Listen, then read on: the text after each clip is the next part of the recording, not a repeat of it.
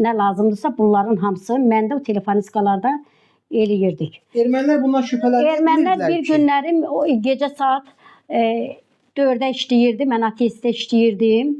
Gördüm qapı döyülür.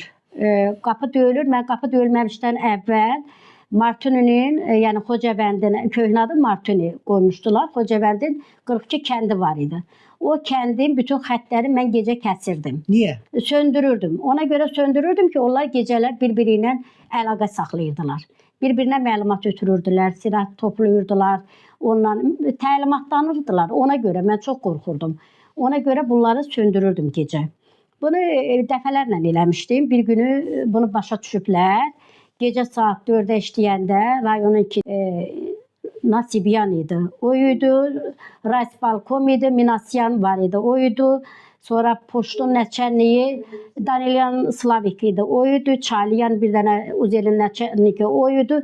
Gəldilər, içəri girdilər. Mən ateistdə tək idim onda. Qapını açdım, içəri keçdilər onlar. Başladılar ki, məndən soruşmağa ki, niyə kəndlər işləmir? Biz yığırıq, heç bir nömrə işləmir. Axı mən bilirəm, mən bunları söndürmüşdüm. Bunlara mən qapını açanda o xətlərin hamısı qoşdum.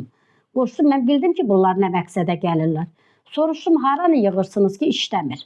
Məsələn, Çartazı yığıram, Qarakəndi yığıram, Xunuşnağı yığıram, nə bilim, erməni kəndlərin heç biri getmir. Hər gecə bu belə təkrar olur.